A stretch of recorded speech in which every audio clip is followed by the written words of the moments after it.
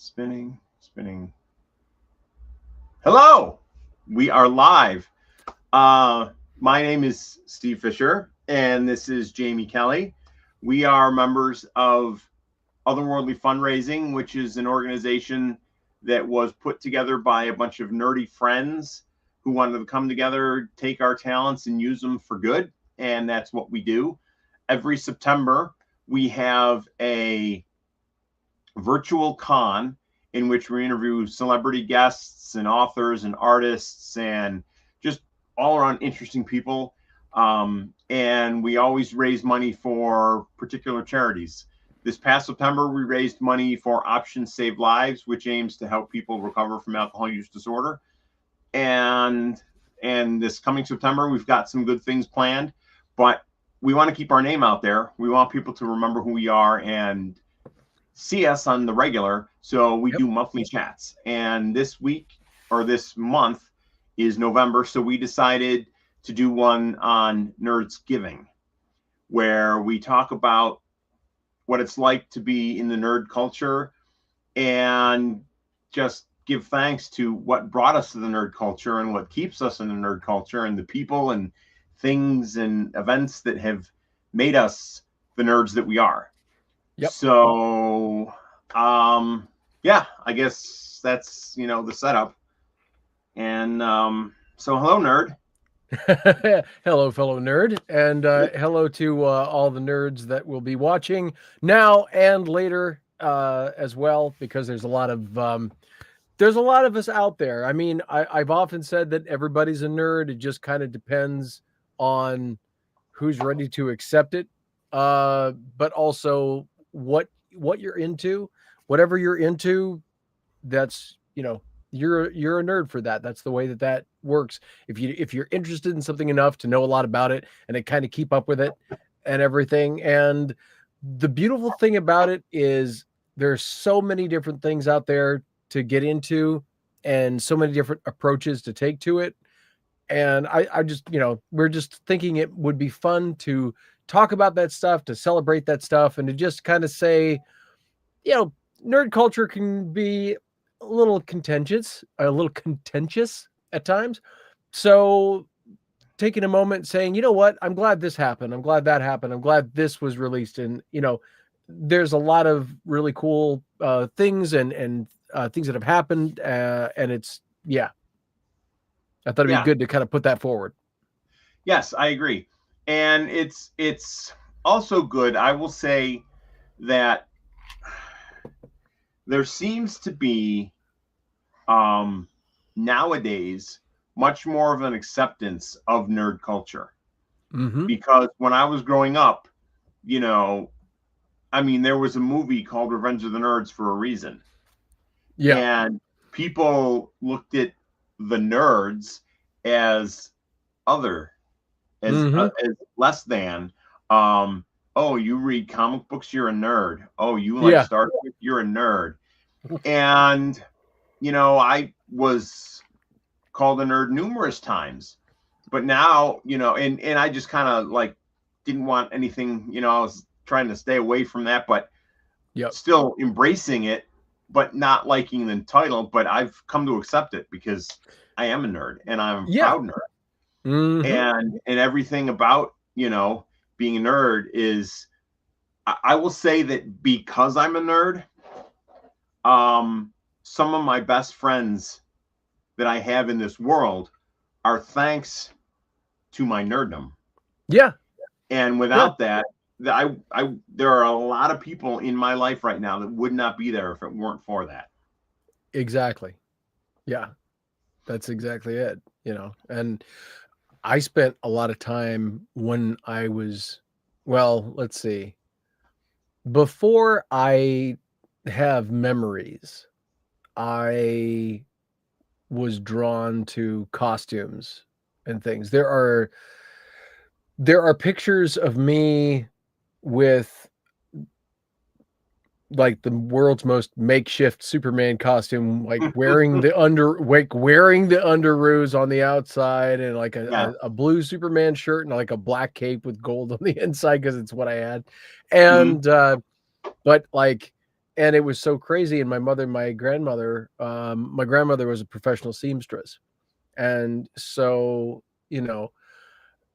uh, I I was a cosplayer before cosplay was really a thing. Like, I would just go around town, just walking around in a Superman. There were people who thought I was like clinically insane, I think. Like, Yeah. but it was just I had an Just like intense interest in this stuff, and I just thought it was fun to do, and I wanted to do it, so I did.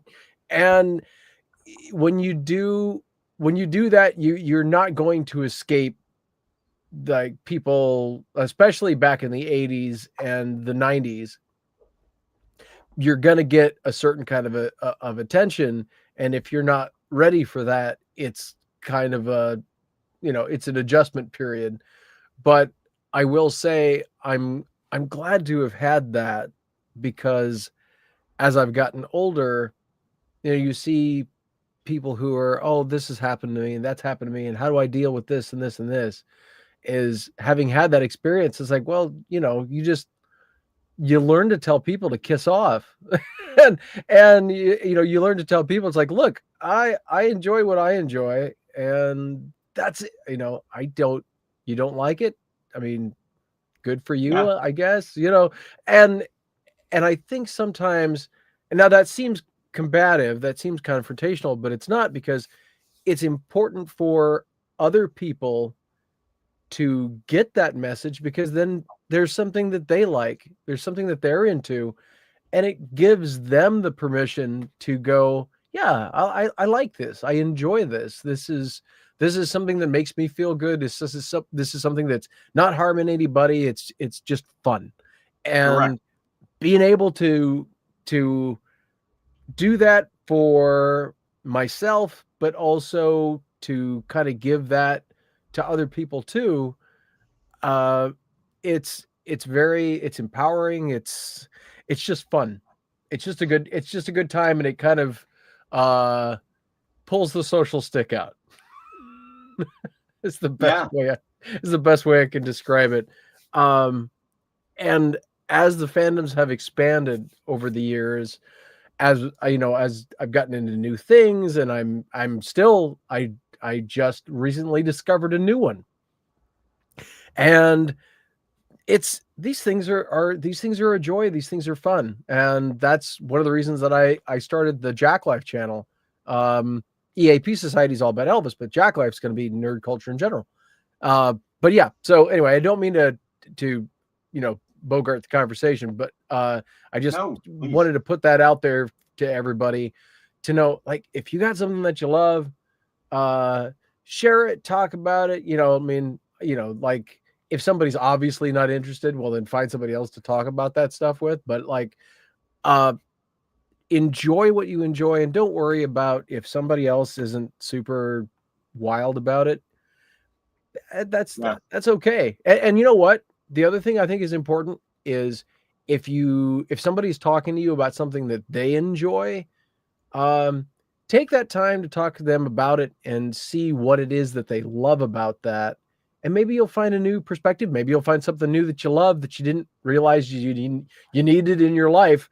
Yeah. And but it's all about that openness of mind. And I think that that's important socially, as just as human beings, interacting with one another, but also in personal growth. I think it's an important thing.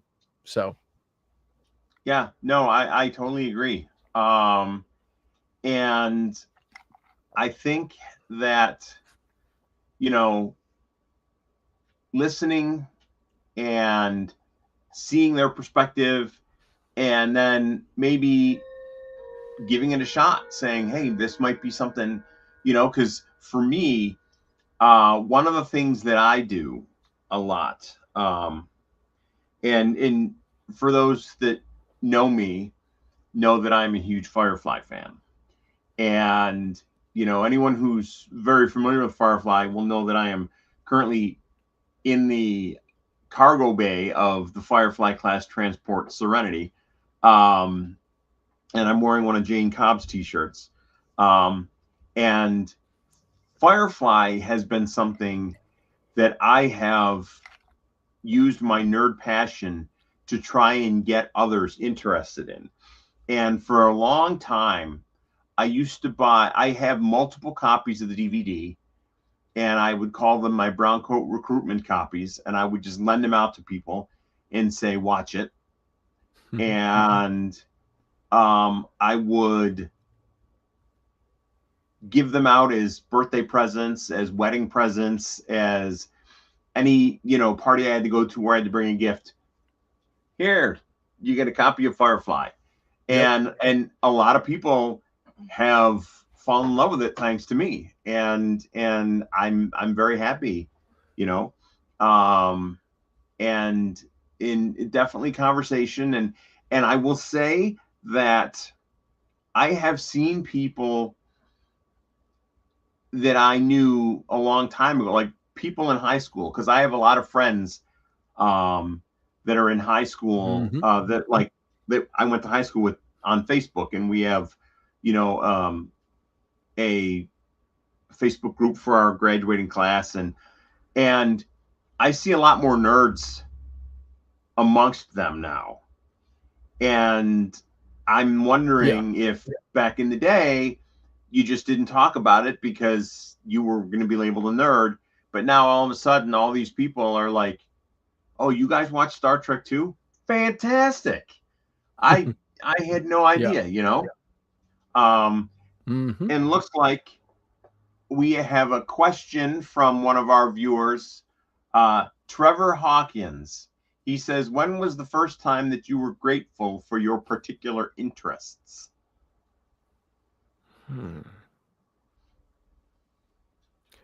That's a good question. First time is kind of tough for me just because I've been a nerd for deep in nerddom to whatever degree for so long. That's like literally longer than I have recognizable memory. So the first time that one of the first times was we were at a rest stop in Illinois in 1986. And my parents and we were driving, I can't remember, I think it was coming back from Memphis to Elvis Week. And we saw a black and white drawing that you could color. Okay. About a town called Metropolis, Illinois. And I went nuts. Me sitting there in my He-Man t-shirt. I saw this Superman thing, and I'm like, oh my God, we have to go. And it wasn't too far away. And so, the folks, drove me over. Yes, I've got pictures. I've got pictures of me around. Not the new statue, obviously. That one didn't go up until the mid 90s, but yeah. Yeah, we called it Squat Man because the proportions were a little. I've seen pictures of Squat Man. Yeah. I loved Squat Man back in the day. I just thought that was the coolest thing. Just the fact that a town, and at the time I thought they named themselves Metropolis because of Superman. I didn't know any of the history, right? And so I was so happy as a Superman fan. I was so happy that there was a town called Metropolis. I didn't care. I was 6. I didn't care how many people lived there. I didn't care that there was no real Daily Planet or whatever. Didn't bother me one iota. And it was such a joy. So that's a time. Anytime I've gotten the opportunity to meet anyone that was involved in any of the various things that I'm a fan of, like the actors in the Twilight films and some of the various experiences in that, all of the Elvis people that we've been able to meet, all of the doors that have been opened there. Um, Actually, I guess if I had to pick something, the earliest I started singing when I was 3, and I started singing because of my interest in Elvis. That was my inspiration to sing. That and my dad had a band, so so it was between Elvis and my dad that were my influences to get me started in music. And you know, so I think back to that, but even at the time, it was just that was that was my earliest passion, was being Mhm. on stage. So yeah. So for me, um, I don't know. I've like I said, I've always been a nerd. And I talk about it, um, and start talking about it, um, more so as I got older. I think when I was in elementary school, in maybe middle school, I was kind of, but I guess I didn't realize what it was being a nerd then. I drew tons of pictures. Yep. I have this whole superhero team, all these heroes, all these villains, and my dream was to be a comic book artist and one Hmm. day have these heroes published at DC, fighting alongside the Justice League. And of course, that never Yeah. happened. But um, I I think I became grateful once I became old enough to be able to branch out on my own and do things myself. Yep. Like, so I guess that would be um, like going to Metropolis for the first time. When I first went to Metropolis, let's see, it was 90, no, it was 2008. So I was Hmm. 38 years old the first time I went to Metropolis. And before then, I will say I'll talk about like conventions, going to like Comic Cons and stuff. And Metropolis has some of that, Yeah. but it is much more like a county fair, like a festival, a family fun time, a lot of outdoor stuff. But there are areas that have like convention type stuff where you can go in and look through comics and action figures and other things that you would find at cons. Um, but I had been to a comic convention here locally, um, maybe a couple when I was younger. Um, and then I had gone to a Star Trek convention when I was in college living in Chicago. Yep. But those were like one offs where I would hear about, oh, there's going to be a Star Trek, let me go, or there's going to be a local Comic Con, let me go. But I wasn't always paying attention to that stuff. And then in 2008, I went to Metropolis. And like you, I remember hearing about Metropolis when I was a young kid. And I gotta think that it was in one of the magazines. I don't know if it was Starlog magazine or maybe it was even Dynamite magazine or one of those magazines. I remember seeing something where there was a little blurb about Metropolis, and that if it was named Metropolis, and they embraced the Superman culture, and if you went to the Chamber of Commerce, you could get a little bag of kryptonite rocks or something, Yep. and I was like, in my head, I was like, you know what? Someday in the future, you're going to go to that chamber and get those kryptonite rocks. And that was like my bucket list, going Right. to Metropolis to get the kryptonite rocks. And hello, I'm blurry. Yeah. I Um, just saw that. so let's come back in. Okay.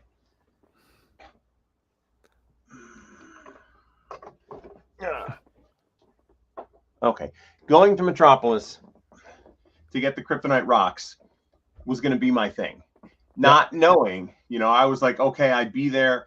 And I didn't know that they had a statue or anything like that. And I was just like, we'll get the rocks and that'll be it. And that'll be fine. Yep. But 2008, I went to Metropolis. Holy cow. My life changed. And I originally had intended for that to be the first and only time that I went.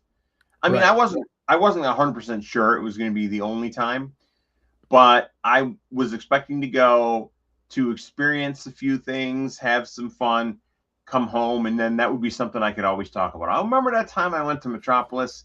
That was fun. Yeah, well, because in your head you almost look at it like a Comic-Con, like it's not something that, but once you get there, it's a very different kind of experience. Yep. Am I blurry? A tiny bit. Yep. Okay. Do you have a brighter light? Well, maybe. I'm gonna. Okay. Yeah, that's okay. Yeah, you go ahead. You do that, and I'll. Anyway, Kristen, happy Nerdsgiving to you too. And yeah, for anybody that has not been to Metropolis, it's just so crazy good. But yeah, let's see. I just went to Metropolis and first went to Metropolis in 2017. This is Kristen. Went to Metropolis in 2017, and I fully expected it to be a one-off, and I'd have, all my meals alone. Yeah, that doesn't happen. Everybody, it's a whole group. It becomes a family. And, okay. Yeah. Well, go on. I'll say when you're done. Oh, I was just gonna say that's exactly what it is. It really is like it becomes like a family reunion where occasionally a Superman celebrity or Superman related celebrity is interesting, but that's not the main reason that we go. Main reason we go is to see everybody and just to have fun and enjoy talking Superman, Absolutely. And so what you say, Kristen, is so very true, because the first year, 2008, I decided to go, and I didn't know, of course, anybody. I was just going to be there by myself. I fully expected to have all my meals alone, and just walk around. And the Chamber of Commerce, they run the Superman Celebration website, supermancelebration.net. And if you go there, it gives you all the information you want to know about Superman Celebration and who the guests are going to be and stuff about sponsorships and whatnot. And when I first went to the website, they had forums that were connected to the website. And you could go to the Superman Celebration forums and chat with other Superman nerds who would talk about the celebration in addition to other nerdy Superman stuff and other nerdy stuff in general. And so I went to the message boards and said, hey, I'm going to be coming to the Superman celebration this year. What can I expect? And what I was expecting when I went to these message boards was to get some information from some people that had been there. Basically, here's what you can expect. Here are things you can do. And I would say, thank you very much. And then I'd go to the celebration and come home, and that would be it. Well, I got trapped on the message boards, thankfully, because there were a ton of people there, and they were also very friendly. And a good large number of these people are now some of the best friends I have in the entire world. And when I went to Metropolis the very first year, they welcomed me in, and we are a large group now that call ourselves the Super Friends of Metropolis. And it was great. And I left that year saying to myself, you are going to go back next year and the year after and the year after. And there have been a couple of years when there have been things that have made me not go. COVID was one of them. My cousin's wedding was another one. But most of the time, I try to go every single year. And after that first year, I got contacted by one of the friends I had made, Stephanie. And it's the second full weekend in June every year is when Metropolis Superman Celebration is. And so after the celebration, like toward the end of June, I had gotten contacted by my friend Stephanie, saying that some of the Super Friends were going to a convention in Ohio called Screaming Tiki Con. And hey, you should come. And in my head, I was like, oh, you know what? I don't think. And she's like, it's only 4 hours away from where you live. And I was like, oh, well then. So I went to Screaming Tiki Con, and then I realized, you know what? I can go to these things, because before, where I had gone to a con here or a con there, I wasn't someone who I don't know why I never thought that I should just start looking for them and going to them. But we went to Screaming Tiki Con. That was super fun. And that was that was the inaugural Screaming Tiki Con. We went to the second one and next year, and that was really fun. Unfortunately, they no longer have those cons, but then I would meet up with Super Friends at various other cons in Detroit. We went to some in Toronto, and it was really fun. And to get back to Trevor's question, when was the first time that I was grateful for my particular interest? Probably once I realized that with all the friends I had made in Metropolis and all of the nerd interests that we shared, that it was okay to just, to meet up with them, go to these places and do the cons. And I've also been a lifelong fan of Halloween. And for me, I always loved dressing up and going out trick-or-treating. And the favorite houses that I used to always love when we would go out trick-or-treating were the houses in which they engaged with you. Yeah. So the homeowner had spooky music playing. The homeowner dressed in costume. The homeowner made it a very creepy experience. And I always said to myself, when I eventually age out of trick-or-treating, I want to be that person that runs that creepy house that the kids love to go to for Halloween. Yeah. And so I started what I call Steve's House of Death. It's just something I call it myself. It's not like the neighborhood knows about that's what it's called, but it's Steve's House of Death. And I do it at my parents' house, and I've been doing it for over 30 years.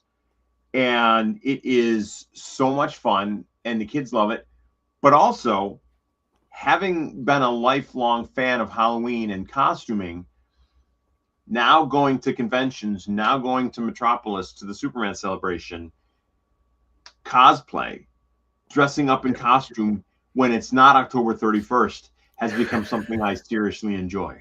Yeah. And I have Halloween to, I have Halloween to thank for getting me the costume bug, and also helping me with learning some of the makeup techniques and other things that I can now do when I am dressing in costume for, whether I'm Bizarro or Two-Face or whatever I happen to be. It's really fun. Yeah. That's awesome. I love that. And I see Kristen, I had asked a staff member a question. She took my picture so she could tell other people to look for me to be my friend. See, and that's the thing that's great about Metropolis is it really is family, and it's all about building and getting, more people coming, and it really is special.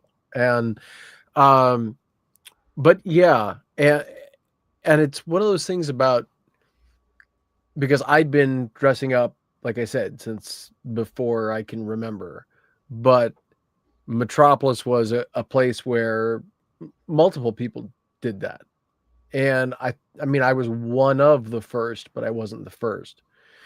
So so that being a place where people are encouraged to do that, I have so much love and respect and thankfulness for, because again, it's kind of like that whole, teaching everybody this is okay. It's fun. It's a joy. If you dig it, do it.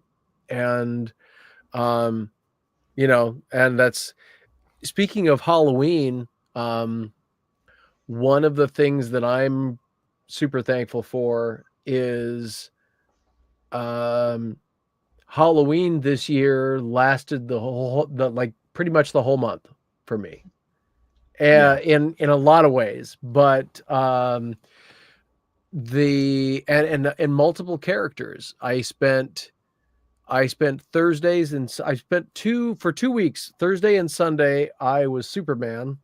And I think by far the best hair and makeup job I've ever done for Superman, because I used some semi-permanent dye to get my hair black, and then I used some neon blue pomade to go in the hair so it looked like, had like the neon. You had blue hair, right? Yes. Yeah. Oh yeah. It's it was, and I wanted the neon blue so it had the comic book shine, and that way I could put it in specific spots where and the reactions, like some of the others, there are other people there that kids would go, oh, is that real? And then they look up at me and they go, oh, I think that's the real Superman, which is just great.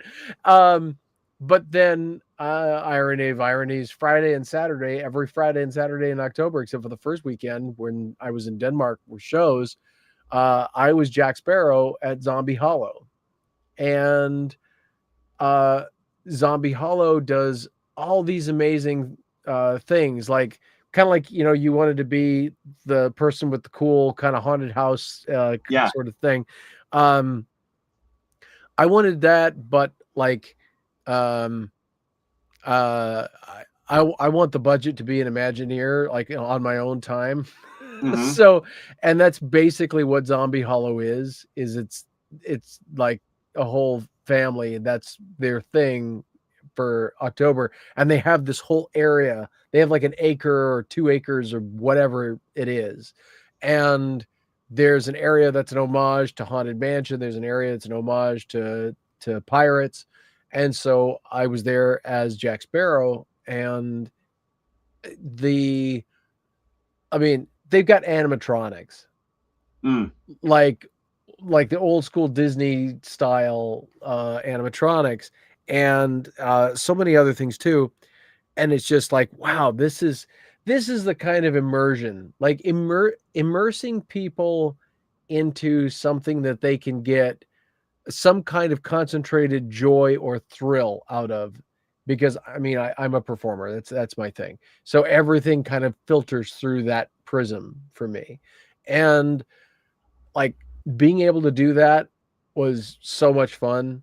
And like, that's like the most recent thing that, like, as a nerd, I'm thankful for, because Lou and his wife and the whole family, they're lovely. They're wonderful. Just go to Zombie Hollow, check out Zombie Hollow on Facebook.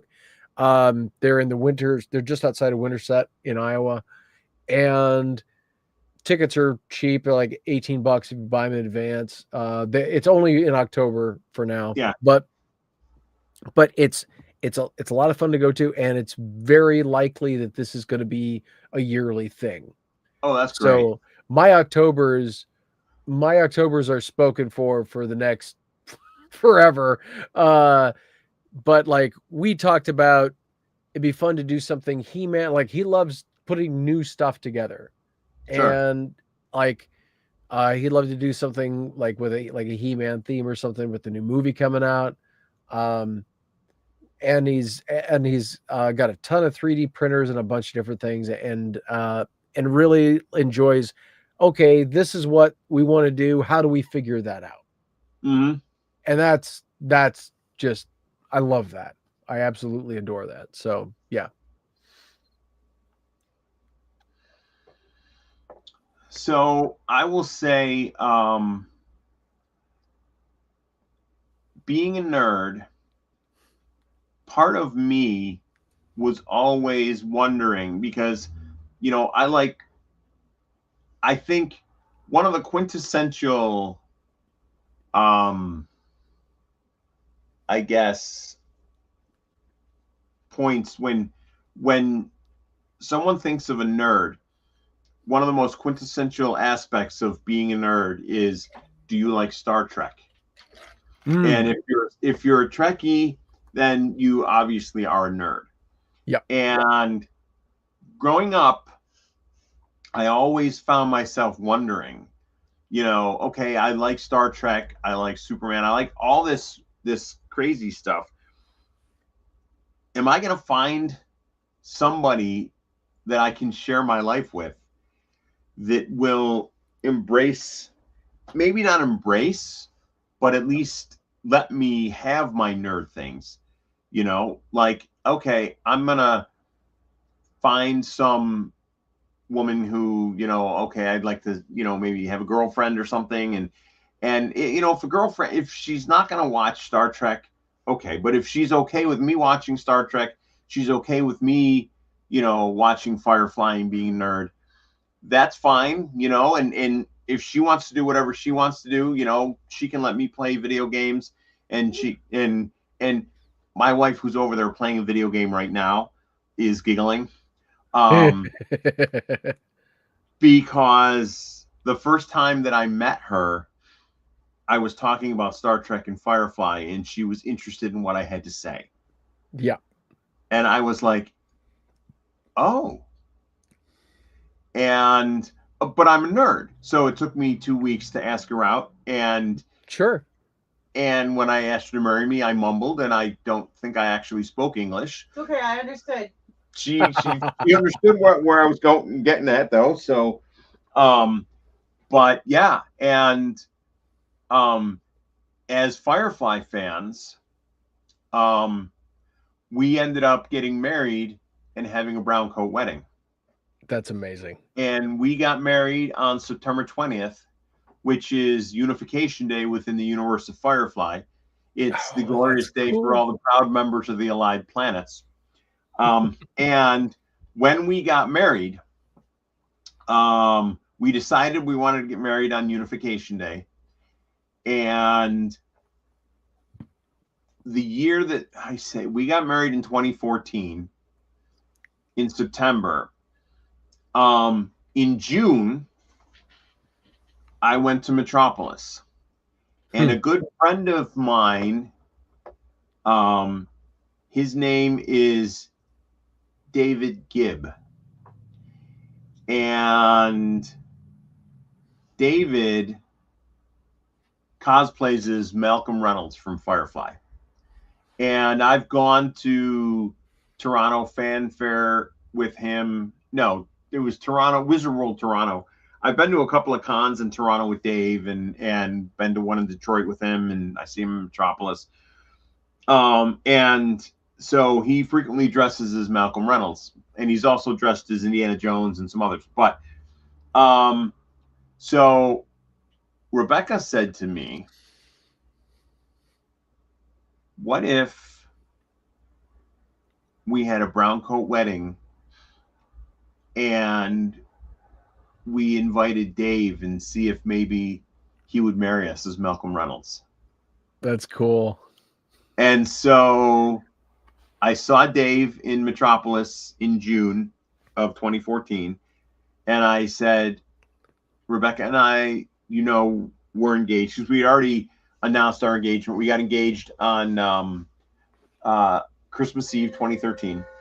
And so we knew, everyone knew we were getting married. And I said to Dave, we're getting married on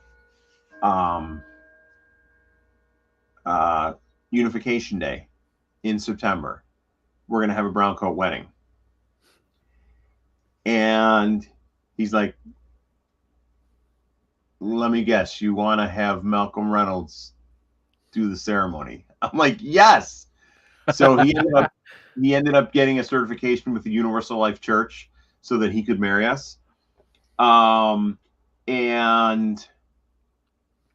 this is us. We were at my mother-in-law's farm, and Rebecca wore a brown dress, and in lieu of flowers, she carried Kaylee's parasol, and I wore my brown coat at the wedding.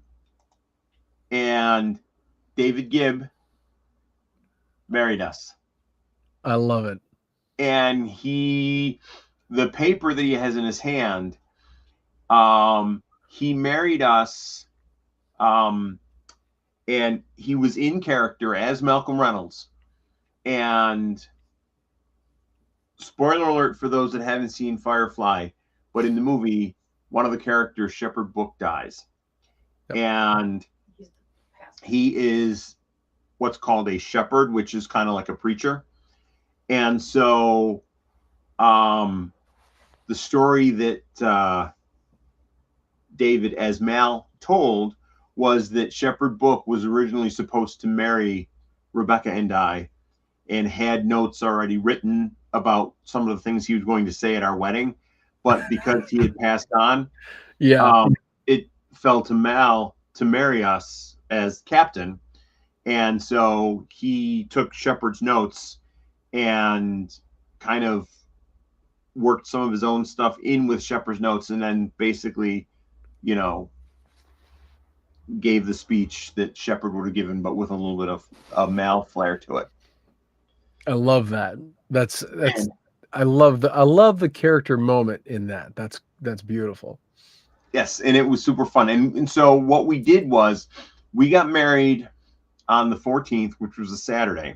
Or no, 2014, but the 20th, which was a Saturday. It was a fairly small wedding with just like some immediate family and close friends. And it was in the back field of my mother-in-law's farm. And Stephanie, who I mentioned before, was there, and she has a dress that one of the characters from Firefly, River, wears in one of the final scenes in Serenity. There's a battle scene, and River's wearing this dress.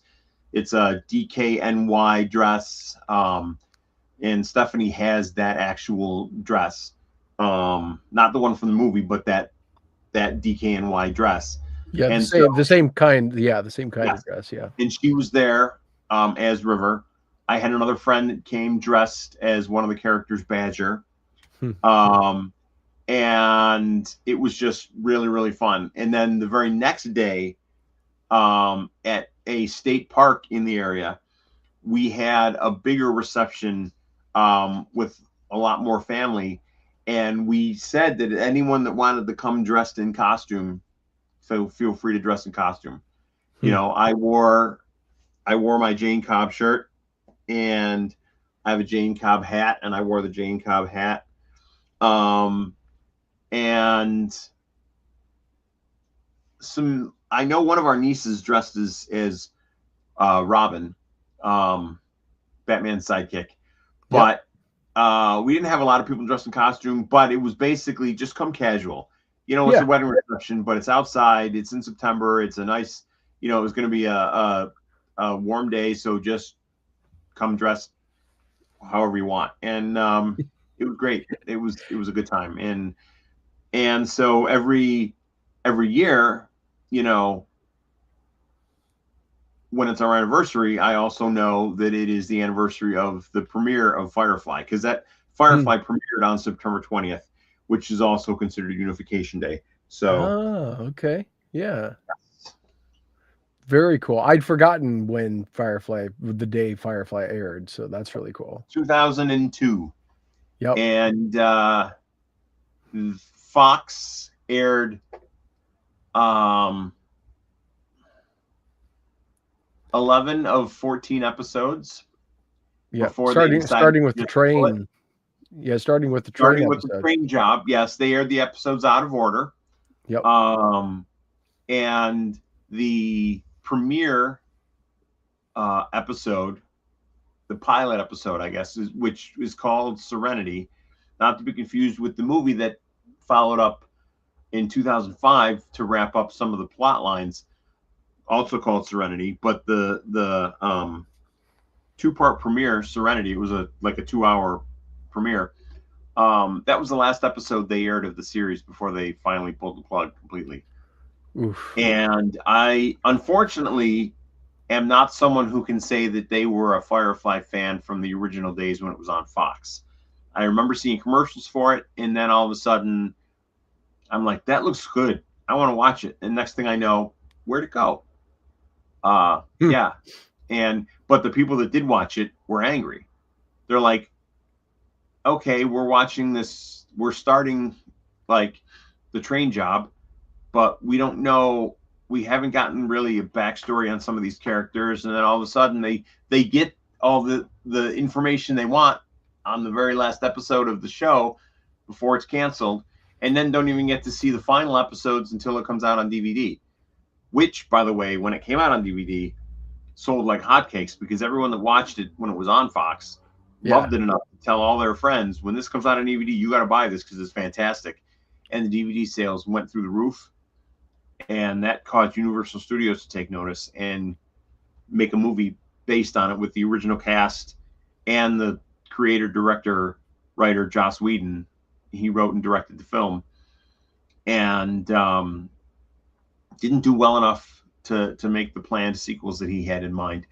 But it was a great film, and it really tied up a lot of the loose ends and questions. Another picture of guests in costume. Oh, and let's see. I've got another picture of some of our guests in costume. Oh, here we go. There's one. And then the other one's just cute. And one more.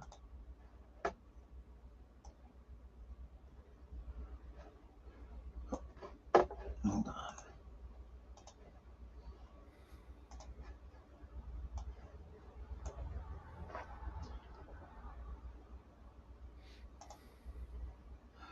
There's River and Badger. Oh, that's great. Yes. Yeah, it was really, really fun. And yeah, and then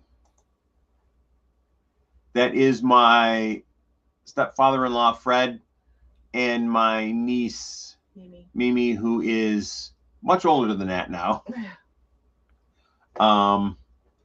But yeah, that was that. And I didn't watch Firefly until later. My brother pointed it out to me. We were out shopping at a like a media store at one point, and he pointed it out when we were looking at the DVDs back when stores had like all racks of DVDs and movies and TV shows. And he pointed out Firefly. He says, this is supposed to be fantastic. And so every time I would go back to the store, I would always pick it up and look at it. And he ended up buying it for me for my birthday. And we watched it together, and we both fell in love with it. And it is my favorite TV show of all time. And there's just so much to love. I will say, one of the things is when we got married, one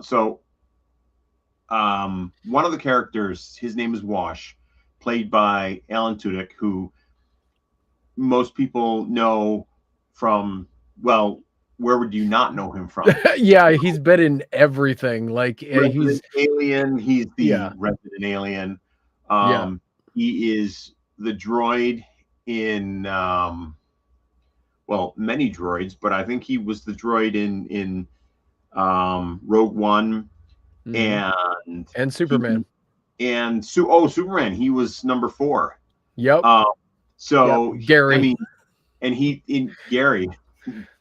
I like Gary. If you haven't seen Superman, go see it. I saw it 5 times. It's great. Oh, it's phenomenal. I just picked up the 4K, and He plays, if you haven't seen him, I'm sure you've seen him, but if you haven't seen him, you definitely heard him, because he was also he was Clayface and the Joker in the Harley Quinn cartoon on HBO, Oh, yeah. which is phenomenal. He does such a good job. He's been on Disney things. He's been in so many things. But yeah, sorry, continue. Yes. No, that's okay. So, but in addition to, my nerddom for sci-fi and other things, I've also been a lifelong dinosaur nerd. I love dinosaurs. I loved them as a kid. I never grew out of loving them. Yeah. And Firefly, one of the characters in Firefly, played by Alan Tudyk, Wash, he also is a dinosaur nerd. Yep. And he plays with dinosaurs. He's got a whole bunch of dinosaur toys that he has. He's the pilot of the Firefly, of the ship, the Firefly class transport Serenity, in the show Firefly. And on the flight console and everything, he has a whole bunch of dinosaurs, and he plays with them and makes them talk to one another and fight each other. And so I had a goal to find those dinosaurs, because as a dinosaur nerd and a Firefly nerd, hey, it's the best of both worlds. Yep. So I wanted to find those dinosaurs. Turns out that those dinosaurs are not sold in those colors. Those colors that you see there were painted by the production company. So interesting. Yes. So, but I found some dinosaurs that originally I thought were those dinosaurs, and they are 95%. There are a couple. One of the legs is a different shape, and on the one dinosaur, and the plates on the back of the Stegosaurus are a slightly different shape. But I found them, and when we got married, we didn't have a cake. We had cupcakes. And instead of having a Mr. and Mrs., because we got married as a brown coat wedding, I had the dinosaurs, and I dressed them up as a bride and groom. Oh, that's awesome. So, yeah, Stegosaurus here is the bride, and Ceratosaurus is the groom. That's great. But turns out those were they were slight variants on the correct dinosaurs. So I have since gotten multiple copies of the correct dinosaurs, but they are different colors. They're the wrong colors. So this is the colors of Wash's dinosaurs on the show. And one of my COVID lockdown things I did was I painted the dinosaurs to match Wash's. I love it. And I could only use screen caps because I have a number of Firefly books and that have pictures of all the different props and all the different things from the show. Yep. These two dinosaurs are mysteriously missing from the books. And I have contacted, I've been on a number of Firefly forums and websites and groups, one being a Firefly props group. And one of the guys on the Firefly props group worked in the props department for Firefly. And I put a question one time about the dinosaurs. When I wanted to paint them, I was hoping to find some good full color close-up images of the hero dinosaurs used on the show so I could paint them exact. Apparently they've gone missing. Nobody knows where they are. Well, somebody knows where they are. Yeah, I was gonna say maybe Alan took them home. I'm wondering about that. Yeah. So I because can see that. I believe that those dinosaurs, although not close up, not played with, but I think that I've seen them in the movie Serenity. So they were still around at Serenity Point. But they've disappeared. So I just had to take that screen grab that I showed before of him with dinosaurs like this. And there's, I've watched the video of him from the series, play with them. So I was able to, I think, approximate the best I could for him. That's cool. Yes. I love that. Like, I just kind of give you something along those lines. So for those of you at home who might not know, this is an actual swatch of Elvis Presley's wallpaper from Graceland. Huh. And so this was given to me. I'm just going to get it in real close so you can see. Yes. Anyway, so what's interesting about this is there's gold. There's like a gold fleck in the outlines on this. Yeah. And it's actually like basket weave. Yeah, I could see that stuff. Yeah. It's actually, it's not flat. And I thought, well, I can't imagine anybody making anything like that these days. Well, I found a place that comes pretty close. And that is, yeah. So I'm pretty sure that this looked a little closer to that when it was like new. But one of the things that it's not going to be anytime soon, but for the set for EAP Society, we've recreated the living room of Graceland. And I did just flat like paper using this as a pattern, making a pattern from this. But what I'm going to do eventually is, you know, you're talking about painting. I'm going to get, it's going to cost about $1,000 in wallpaper, which is insane. It's like $330 per roll of like 72 whatever feet of wallpaper. And anyway, and because it's not quite exact, after whenever the time is that I get this, I'm going to put it up on the wall, and then I'm going to get some stain because I'm a psycho, and little bit of gold, little bit of like slightly tan, you know. That's great. Yeah, so I hear you when it comes to like meticulous painting to get something exactly. Well, so I've been there. Saying that, so that's a swatch. Now, is that a swatch from a roll that was used, or is that taken from the wall? Now, this was because over time, certain parts would get worn. Yeah. And so this is from, I guess this is from one of the worn areas. So they'd have to take a roll, whatever, like wherever it was off, because it doesn't like match. I mean, it matches up, but it's not going to be perfect. So they'd have to take that whole roll off the wall. So this what is you're saying is that particular piece of wallpaper right there may have been in the room witnessing when the Beatles visited him at Graceland and they just jammed at the piano. Well, they actually didn't visit Graceland. They visited the LA home. Okay. So this wouldn't have, It wouldn't have seen that. A lot of other people, Jerry Lee Lewis, when Jerry Lee Lewis visited, that would have been on, very likely was on the wall. Let's see. Well, no. I take that back, because that would have been the 50s and the walls were blue. That didn't start until sometime in the 60s. Okay. So it would have been sometime in the 60s. But yeah, let's see. But yeah, so no, it's a little bit on the later side, but that's what's on the wall. That style of wallpaper is what's on the wall now. Yeah. They just have a lot more of it, I guess. And that way they can, if they need to replace something, then sure. There's extra. But so eventually, very nice.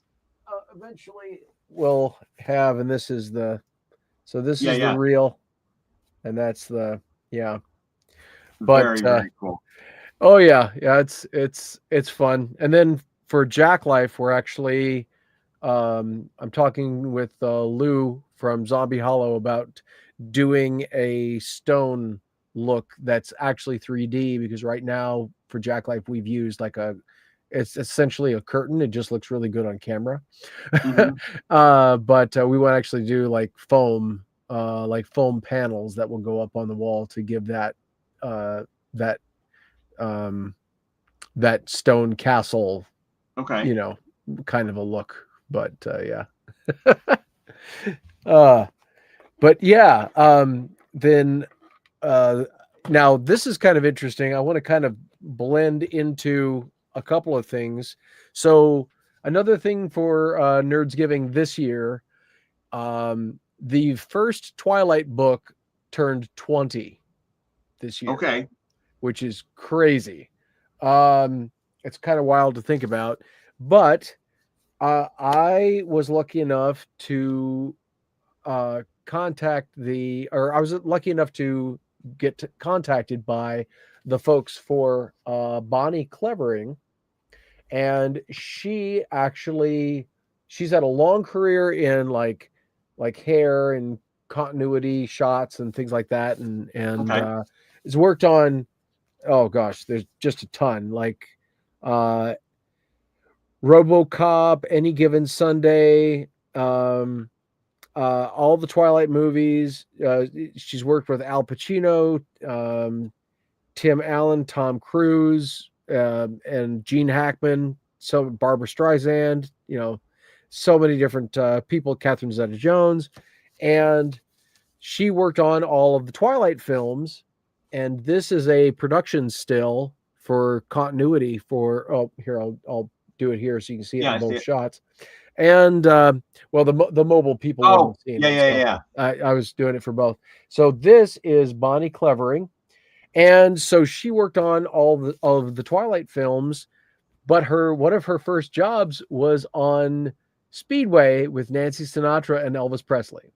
Oh, very cool. As a matter of fact, Elvis wanted her on all of his future movies. Now, he wasn't going to do all that many more after Speedway, but they didn't know that at the time. And because the 60 comeback and the live stuff wasn't in the works quite yet. Or if it was, it's very early stages, so they didn't know what was going to happen with that. Mhm. But yeah, and she actually she turned him down because she didn't want to be quite that busy, or because they thought there was going to be like another 3 movies a year for Yeah. who knows how long, right? And but really interesting, and I'm going to be talking with her on EAP Society and Jack Life. We're going to do some giveaways and things, and so that's another really cool, both Twilight and Elvis thing that I'm really thankful for. Is Yeah. her team has been lovely. We've talked about a lot of different ideas and things that we'd like to see on a collaborative sense. So, and as I talk with her on these things, I want to see about otherworldly fundraising as well. So, Oh, cool. Yeah. Well, her job is so incredibly important because yeah, I can't tell you how often I'm watching a TV show or a movie and I'm like, who is paying attention to continuity? You got a guy that's like shaving and he's got shaving cream here and here, and you cut to the scene and you can tell that the shaving cream, half of it's gone, and then he yeah, turns back and it's back. And I'm going, what's happening? yep, You need someone to pay attention more. yep, 100%. That's the whole point. And what's cool is these were given out to people who put in a special code, and this is not a copy. This is the original that she wrote on for the Oh, very scene. nice. And so Wow. that's, yeah. And she's got a larger book that's coming out in February. And so we're going to be talking about, as a means of helping promote that. Yeah. And so yeah, so that's really, really cool. Now, anybody who's any of the super friends understand that my Superman was not like, I mean, I love the movies. I love all of the movies. And I do want to talk about the new movie. Well, I can mention the new movie as well, because I'm very, very thankful for that. But the Yes, other me too. thing, as a Superman fan of the Triangle era of comics specifically, Volume 2 came out, and it goes all the way up to the funeral for a friend. This thing is gorgeous. They actually went back. They went back and they recolored everything beautifully. Oh. There we go. Oh.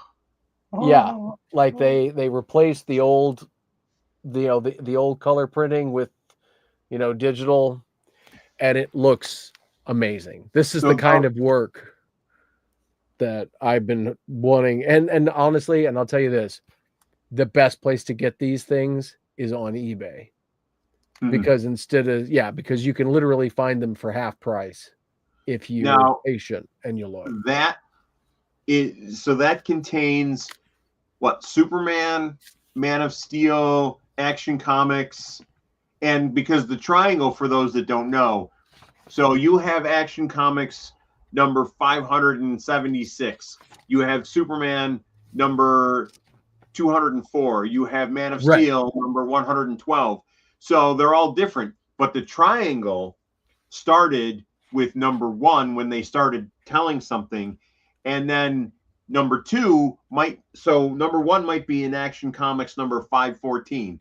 Number 2 might be Man of Steel number 312, and number 3 might be Superman number 144. But what you're doing is, that you're supposed to read those comics in that order. Don't just read Superman followed by the next Superman followed by the next Superman, because the Triangle meant we're doing this huge long story arc, and if you want to get the entire story, start with Triangle number 1 and read numerically by Triangle.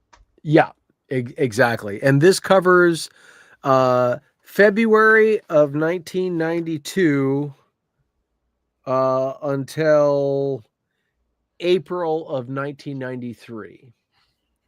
And so it's not a long time, but that's because there were so many books. Like, for instance, just to give you an idea, it starts with one of my all-time favorite Superman stories ever, Superman 64, called Metropolis Mailbag. It's a Christmas story, actually.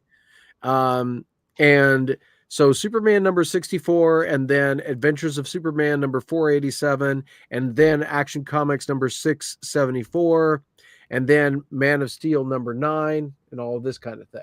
And so this is volume 2. Volume 1 was the start, obviously the start of the Triangle era up until like January of 92. And so, these are absolutely beautiful. And they retail, like I said, for $150. But if you know where to go, eBay, you can get it for half or less. Yep. So I'm very thankful, 1, to be able to get it, and 2, to be able to get it for so much less than what it goes for. You're very thankful for eBay. I am. Sorry, I've got I don't have a very long headphone cord, so when you turn your head, it kind of pulls. It kind of pulls everything that direction. Speaking of Superman and eBay, I did not know this. Did you know that there were Superman comics Happy Meal toys in like 1994, 95? No, not that I remember. Oh, actually, no, this is 1996. Look at this. Huh. I didn't know. He's got the long hair. Yeah. He's just come back from the dead, and he let his hair grow for a while. And for those that look at that and go, "Oh, he's got a mullet." No, he did not have a mullet. Exactly. It's like Fabio's hair. Long hair in the back. He just let his hair grow and didn't cut it. Yep. And John Henry Irons. Yep. Very cool. Yeah. And there's a Lois Lane one, which I thought was really interesting. Lois Lane figures in anything are kind of on the rare side. And then the Yeah. other one is Superman in gold, which is it's not within reach. Sure. But yeah, so I had to share those with you because those were some recent things, and they're from Australia. They were only they were McDonald's Happy Meals in Australia, and that's the only place they were. And I'm just thinking, Wow. I would have loved that at the time. Yeah. Well, but the question is, what were the Happy Meal boxes on the outside like? Were they Superman? Yeah. Huh. I wasn't able to get those. I wasn't crazy about the prices I saw, but a lot of, I think most of the artwork was John Bogdanov, if I remember correctly. And there's a lot of the stuff that we've seen on like those mid 90s Superman things, but still, Yeah. But yeah, so and I'll speaking, since we're on a Superman kick at the moment, I'll let you start if you want to talk about one of the things that I know I'm thankful for, and that is the new movie. Oh, yes. Very, very, very happy. Yeah. Did you get the Heat Vision popcorn popper? No, I wanted to, but it's the price is out of my range, and if that ever changes, great. But yeah, I probably won't at this point. I have it back there. It's somewhere behind me, but so the movie, I said before, I saw it 4 or 5 times. I loved it very much so. Same. So Superman for me lately has been very interesting because I have been a fan for my whole life, and I am someone, and there are a lot of people that felt this way, but I am someone that really embraced Henry Cavill and the Zack Snyder films. And I know a lot of people had issues with the fact that Superman killed General Zod at the end of the first movie, and Superman's never supposed to kill anyone. Well, he had no choice. Well, yeah, he did have a choice. It was the writers that didn't give him that choice. Right. And they very easily could have. Yep. That's definitely my thing. That was my position. But I loved the look. I loved the costume. Yes. I loved the realism in that Zack Snyder said, let's take a look at how would the world respond if a character of godlike power came down to Earth. We're not going to embrace him as soon as he saves Lois Lane and grabs the helicopter. We're going to turn and run away because we're like, what is this? We're going to be scared. We're not going to say, what a nice man. But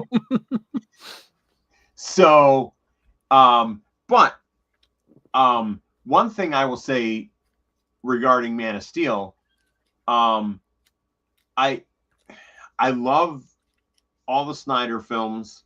I do wonder,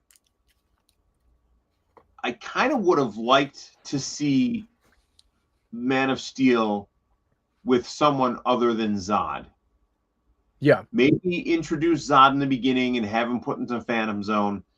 But because for the realism that I wanted Superman to show up as himself without Zod, putting fear into everyone, because I want to know how they react, because they were reacting partially because Zod made them all afraid. Right. And the military, he went in, surrendered to them. They put him in handcuffs. Oh no, he's in handcuffs. How can he ever get out? But I often wonder what the movie would have been, how they would have reacted without the aspect of the Zod storyline. But we never got that, and I'm very happy with what we got. But what I will say was, there were plenty of people that didn't like it. Yep. For reasons already discussed about Zod, Yep. you know. And I got into numerous discussions with people online about it. You know, I had people say that if you like this movie, then you're not a real Superman fan. Right. And how dare you, sir? Right. You don't know me, and you don't know how Superman has impacted my life. You can't just say that I'm not a real Superman fan. Right. When the whole Snyderverse and the whole DC universe, DCEU, the DC Extended Universe, switched, and they decided we're going to go someplace else. We're going to have James Gunn come in. Mm-hmm. I was like, okay, let's try it. Let's give this a chance. You know, yes, would I like more Snyderverse? Sure. And the fact that the Snyderverse, and in more so the Arrowverse on TV with the Flash and Arrow and Supergirl and whatnot, opened up the possibility of the multiverse within the DC universe. Yeah. And they did even open it up to the Snyderverse, because in one of the episodes of Flash, Ezra Miller's Flash from Justice League movie was in the Flash TV show. Mm. So we know that the multiverse exists. So I have happiness knowing that the Snyderverse is in existence, just another multiverse somewhere within the DC multiverse universe. So I know that it's there. And if we revisit it someday, I'd be okay with that. But when I knew that we were going to move on and do something new, I said, great, because I'm a Superman fan. I'm not going to be beholden to any one particular Superman and dislike all others. And so I was very much waiting for this new movie to come out and getting really excited. And when it came out, you know, I went and saw it with my friend Stephanie and Dave, who married Rebecca and I, and Dave's girlfriend Beverly. We met in Buffalo and we saw it, and it was so good. I was very happy to see Crypto, because, you know, we'd never seen Crypto in live action before. And I was okay with jumping into the middle of Superman's life. I mean, not the middle, still somewhat early on in his career, but not having to go through the origin again. Right. Because we all know Superman's origin. We don't need to know his backstory, you know, and they gave you a briefest backstory in text at the very beginning, just to here's what's going on. But then to just jump in, and then to know that there are that there are other superheroes in the world, that the Green Lantern Corps does exist. Shout out to Firefly's Nathan Fillion for being in the movie as Green Lantern Guy Gardner. So good. He was so good at it too. Oh, he played Guy Gardner so well, because Guy Gardner is a jerk. And he's not supposed to be really a likable character. And Nathan Fillion played that awesomely. And you still like him in spite of his Oh yeah. Oh, certainly you do. And so this is a great movie. But what I will say was, having been on the receiving end of people not liking the Snyderverse movies, and being online, being on Facebook, and trying to argue for why this movie's good, there are a lot of Snyderverse fans that hate everything Gunn could ever possibly do, because they blame him for Henry Cavill going away, and for the Snyderverse going away, and for all this new Superman stuff. And to be fair, I Some think of that's Gunn is accurate. partially to blame because DC knew full well that they were going to bring James Gunn on to lead the DC universe. And they went and they told Henry Cavill, hey, we're not done with you. Why don't you go out there and tell people Superman's going to be back, you're going to be Superman, and there's a lot more of you to come down the pipeline, including Man of Steel 2. Yeah. They should have said, James Gunn, we're giving Henry the green light to tell this. What do you think? Because obviously when Henry told this, it was very, very shortly after that they announced that James Gunn was taking over. And then we learned that Henry Cavill was out. Yeah. And I think that maybe DC didn't know what James' plans were, but they must have, because to bring him on, they would have said, what are you thinking? What are you thinking about? Mm-hmm. Why they gave Henry Cavill the green light to say yes without having checked with James first. Yeah. I don't know. But that burned a lot of the Snyder fans. And so there's a large, loud group of Snyder fans that are looking for every possible way they can to poo-poo the new movie, mentioning how Man of Steel made more money, even with inflation, how Man of Steel was a better film. And they were going to boycott the new Superman release when it came out on July 11th. They were all going to be watching Man of Steel on streaming because they wanted, DC to see that, oh, Man of Steel streaming like crazy. How come people aren't going to the theater? And so, now I'm finding myself defending this movie, like I was defending Man of Steel. Mm-hmm.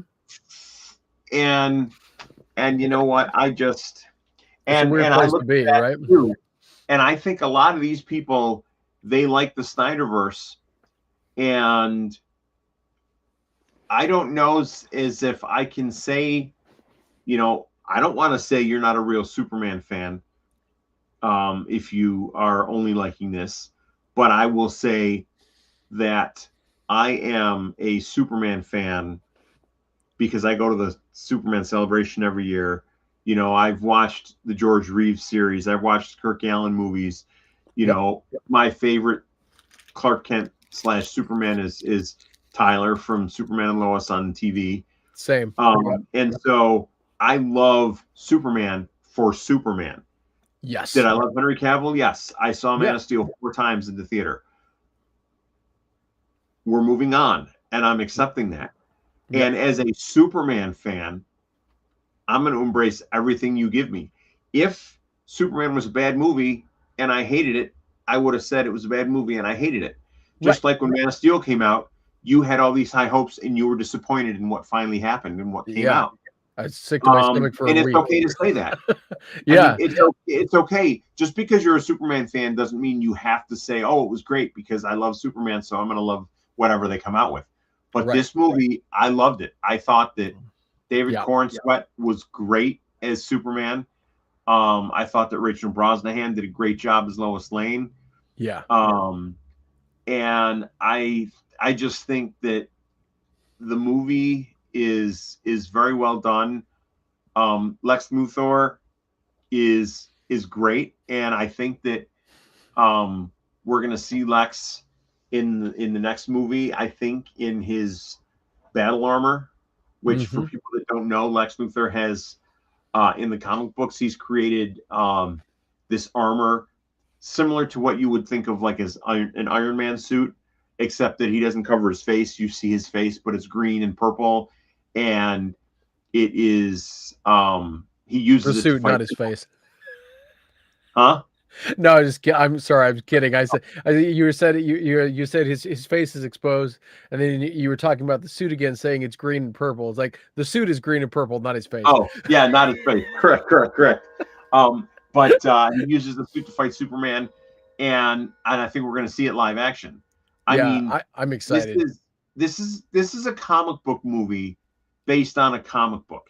Yes, and that's why I really like it, because Crypto is a comic book character, and we put him in the movie. And all this, I mean, they are fully embracing the nerdness, which is why what we're here talking about, being nerdy. And they're embracing all this nerdness and bringing it into this movie. And I just, I just think, and I have very high hopes for so much that's going on. And James Gunn posted something. It was either yesterday or the day before, and it was storyboards for. He says MOT, which is Man of Tomorrow, which is going to be the next movie, and it's on his desk, and they're like, it's like this big, and it's the storyboards. We don't see the storyboards, we don't see any of the drawings, we just see the stack of paper. Yeah, but you know that he's fully working on it and he's getting it ready to go, and it's so exciting. It's beautiful to see. Like, I will say, because as you were saying, there's a lot of discourse. There's a lot of Snyder fans who are feeling really. It's a mix of largely negative emotions, and I understand a lot of why. And not all of it is, like some of this is on them, but a lot of this is not. A lot of this is just a kind of a raw deal for them.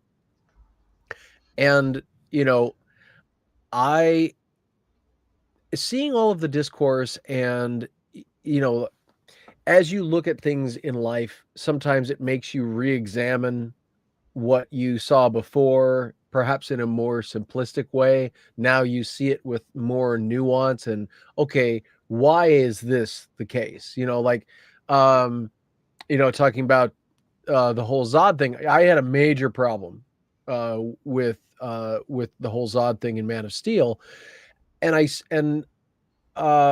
had a larger problem with the Pa Kent thing, but funny enough, my solution to it was more graphic than anything Snyder did in any of the DC films.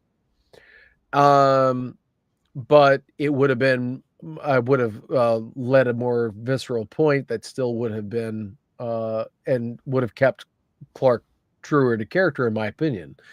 But seeing the discourse and seeing the way everything is talking about, the biggest thing and the thing that makes me more happy than anything else is seeing the reaction to the way this movie makes so many people feel.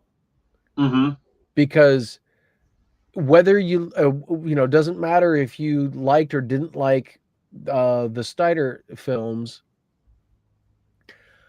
I don't remember hearing a lot of people leaving leaving Man of Steel or Batman v Superman or Justice League and going, this makes me want to be a better person. Or saying, I felt so good. I felt like I wanted to do good. I wanted to, like I'm motivated. Right. And that was the thing that seeing the Christopher Reeve Superman films, that was the feeling. Like, I didn't go into Man of Steel expecting a redo of Superman the movie. I didn't. I specifically did not want that. But I did want that feeling that I didn't get with Superman Returns in the way that I wanted. And I want to, at some point, I'm going to do an examination of exactly why I think that is, and why what Snyder had set out to do could have still done that. It's just some of the decisions that they made just didn't produce that. But I will say this, in the spirit of Thanksgiving, I said this during the giant, I don't know what, we talked for 5 hours on Jack Life about this. But toward the end, there was somebody who was definitely of the boycott gun iteration of the Snyder fandom. And I said, I'll tell you this, I loved Henry Cavill. I wish he could have continued. He got screwed. Same way Brandon Routh got screwed back in the day. I think he could have, could have given an opportunity. He could have risen to much higher heights than we got to see. Yes. But because Henry is incredible. If you watch The Man from U.N.C.L.E., that's the kind of Superman I want out of Henry Cavill. It could have been incredible, but we never got it. We were never going to get it because of the way that they were planning and the direction that they were looking at until like the last 5 minutes of the final like 7th film or something like that. But and that's the biggest crime out of anything. But I will say that a couple things. First, even if Henry had been allowed to continue, it was no longer going to be Snyder's tone, because the tone in Black Adam is not Snyder's tone. So it was going to be different. But I will say what I was meaning to say originally, in the spirit of in the spirit of Thanksgiving and Nerdsgiving, I'll say this. And I said it to that Snyder fan who said that they appreciated it.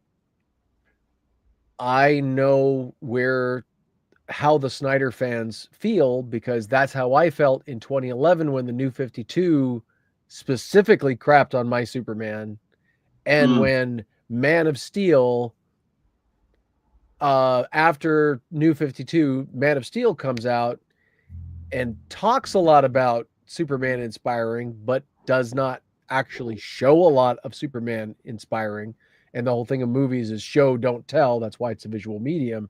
Yeah. And like so many things just led me to think, wow, DC just does not get it anymore. Superman, for all intents and purposes, might well be dead because DC is trying to turn him into something he's not. And does not comfortably sit in. It's not about the realism. The realism you can have realism and still have Superman as a character. As a matter of fact, to a certain degree, James Gunn's universe, I mean, it's not nearly of the same kind of, it's not that kind of realistic or gritty, but Superman does not fit his universe, and the people react to him as if he's like, nobody says G, or nobody saves a squirrel. Like nobody, like he's trying to save the kaiju, even as he's trying to stop the destruction. Yeah. And that to me is the juxtaposition that they still could have applied with Man of Steel, but didn't really, because they were going for something, they were going for an inner turmoil kind of a thing, and that has its place. But anyway, what I felt after Man of Steel, I was sick to my stomach for a week. I thought, this is it. I hadn't been that depressed since Superman died in 1992. Like, it was bad. And so I know what that feels like. But the best advice that I can say is this. Because I truly feel that this new movie, I mean, I loved it so much. There are things that I would change. There are aesthetics that I know don't appeal to most of the folks who really love the aesthetic of Snyder. Gunn has a totally different thing, and it's gonna be like chalk and cheese for folks that want that smoother Snyder kind of thing. And hey, Snyder's a very great visual guy. He's a great visual director. But even if Gunn fails and you have that moment of catharsis, Snyder's never coming back to Superman in the way that, at least not in the way that you think he is. And if he does, it's going to be a while. Somebody else is going to come in. They're like Superman. It's going to be a while before they put dark and gritty on Superman again, for very good reason. Oh, sure. The social reaction to this movie, it has felt timely in a social sense.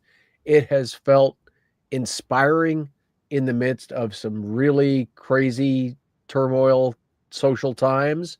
Mm-hmm. And that's what we need right now. And even if Gunn's universe doesn't work out, it's just going to be something else. Well, and that's So one of you may as well strap in, but just do understand that I know how you feel, and I hope at some point the Snyderverse gets to, in comic book form or novelization form. yeah. I don't want to see movies. Like, I don't care if it's Netflix or whatever. I don't want to see the series continue in movie form as the official timeline. If Netflix gets like a mini series or something like that, or hey, if Netflix wants to pay for movies to be on Netflix, that's fine. Well, they could call it an Elseworlds. Exactly. As long as it's an Elseworlds, as long as it's not the main continuity Superman, Sure. they can do whatever. I do hope for their sake, because I know how that feels when the story that Yeah. you see in the future just disappears. Mm-hmm. I don't wish that on anybody, and I to anybody. Like, it's ironic because I'll also be the first person to throw out the line, "The Snyderverse is dead, bury it, consider this mercy." And because I know that they'll know what that's from, but I'm also the first person to say, I'm sorry that you lost what you loved. Yeah. And you don't, and I hope that at some point in some way, not replacing the current or any future current universe, that story gets to be told so you get some sense of closure at the very least. Well, I know I've been there. I'll say that, and I've mentioned this a couple of times in one of the Snyderverse groups that I'm in on Facebook. I think the way the Snyderverse fans, some of the rabid ones who, have seen Superman and hate on it and have nothing but bad things to say about it, is that some of them, I honestly think, believe that with Man of Steel technically making more money at the box office, selling more tickets at the box office, that if James Gunn all of a sudden were to fail, that DC would recognize the error of their ways and immediately restore the Snyderverse. And I think that's what some of these people firmly believe. And I've said, no. You know what's going to happen if James Gunn fails? Warner Brothers is going to say, I guess there's Superman fatigue in the movies. Yeah. And then 20 years from now, maybe they'll think about making another one. Actually, no. I'll tell you exactly what's going to happen. Warner Brothers will sit there twiddling their thumbs until Superman hits public domain. And then my ass will make a Superman movie. That's what's going to happen. If Gunn fails, you're not going to get Snyder. You're going to get me, and there's going to be Trunks. Everybody in the movie is normal people. Will walk around wearing. No, I'm kidding. Sorry, that's good.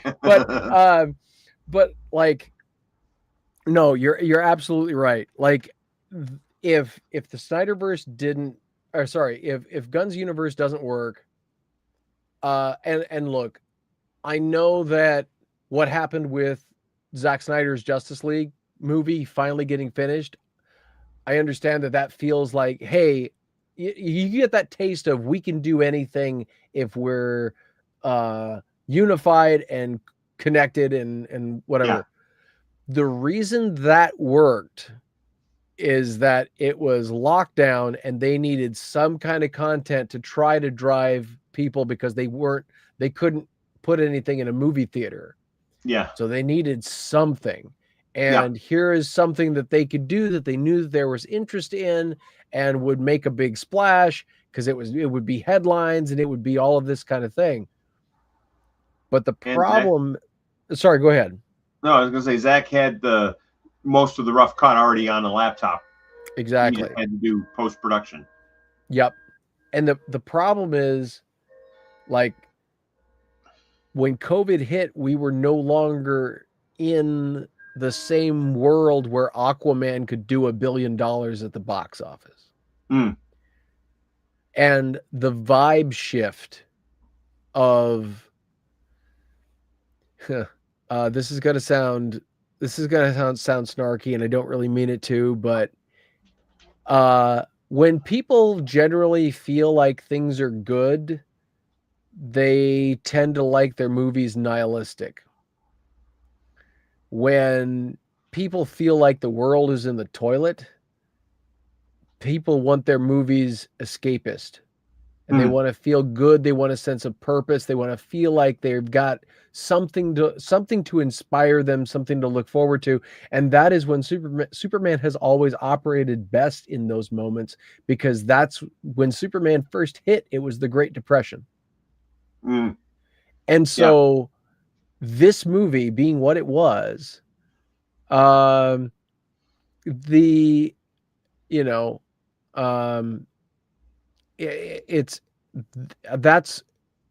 where we are right now, and that's only going to continue, because if you look at between AI and robotics, and I'm not even going to get into like political things or whatever, but there's a lot of turmoil and there's a lot of craziness that's going to go on, and it's going to get more crazy, because as technology goes forward, it's going to cause even more turmoil. And so if we want, people are going to want that much more something to truly look up to, and to feel like they can, like, something they can be a part of, even if it's just a little bit of escapist, but also inspiring.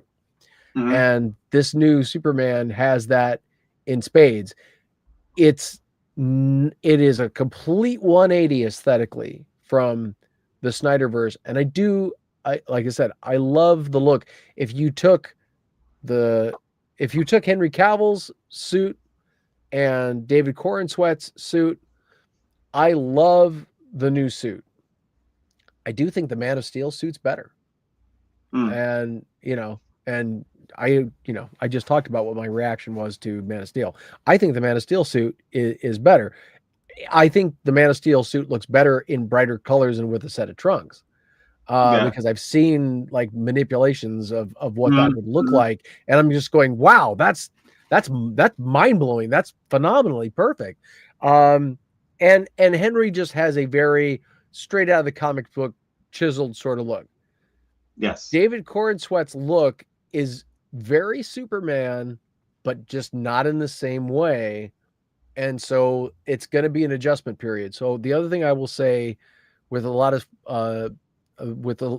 addressing the idea that that a lot of the Snyder folks, they've had to eat a lot of crow with a lot of the universe not doing as well, and a lot of division that just really didn't stop, and all of this sort of thing.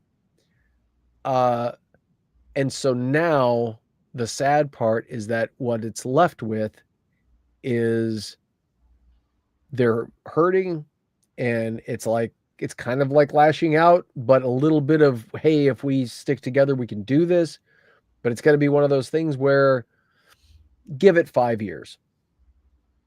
In 5 years, the people will kind of start dropping off from engaging in the laughing emojis and all of this kind of stuff. Yeah. Because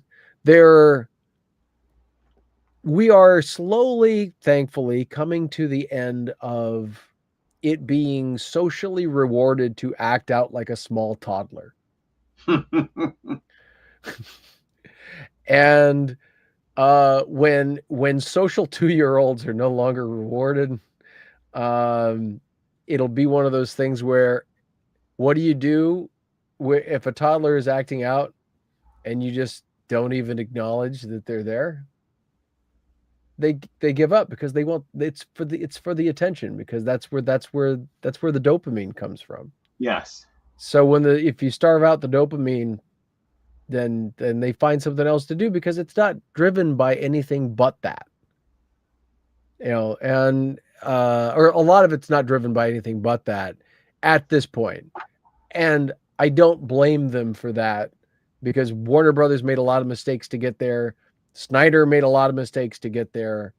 David Zaslav is a walking mistake machine. But one of the smartest moves they made was James Gunn, because I loved Creature Commandos.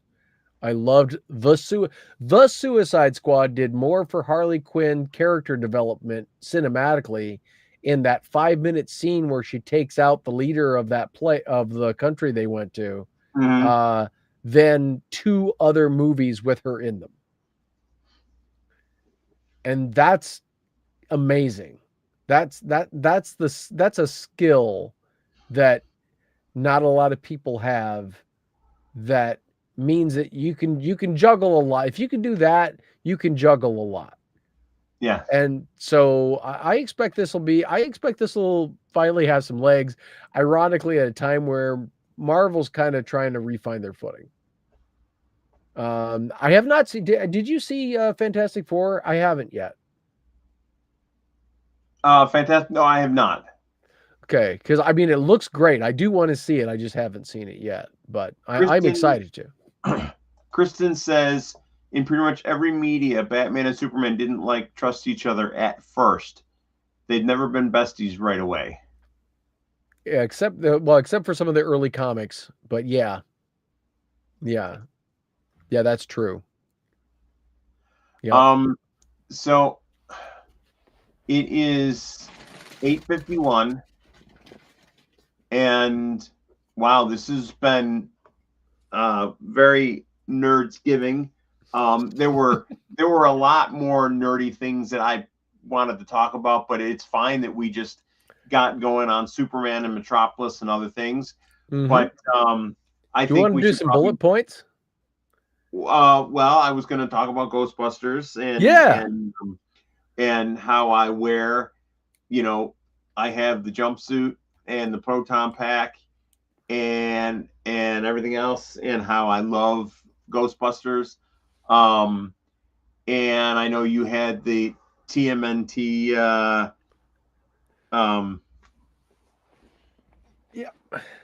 mask. Well, I am looking forward to, I grabbed this bad boy because the 35th anniversary of Teenage Mutant Ninja Turtles, the 1990 film, was this year. It went back in theaters and was so successful that it actually made a top list. I mean, it didn't make the top of it, but it made a top list for one of the weeks at box office, which is kind of insane for a movie from 1990. It did so well. It was supposed to play for 2 days. It ended up playing for like a week and a half or something like that. Wow. Which is fantastic. The movies are getting 4K restorations, the first film from the original negative, which is incredible, with a bunch of new features.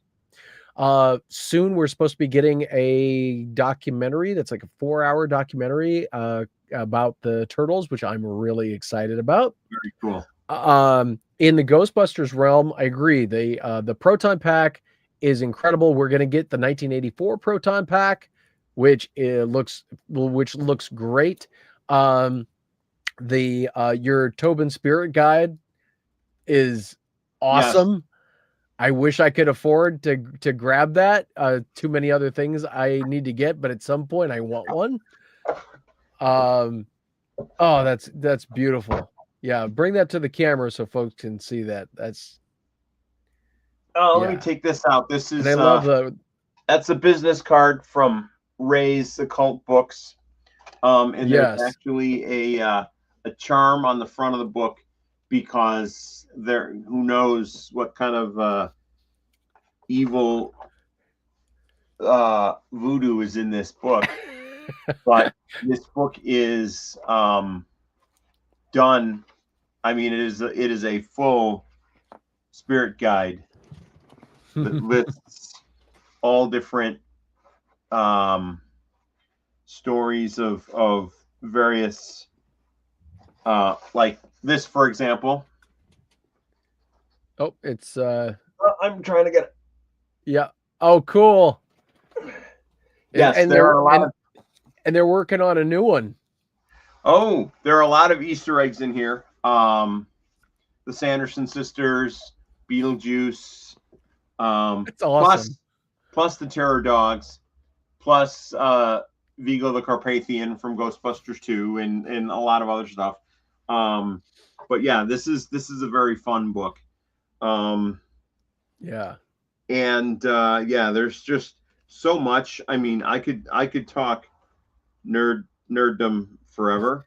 But it is approaching 2 hours, so I think Yeah. we should probably wrap up and Sure.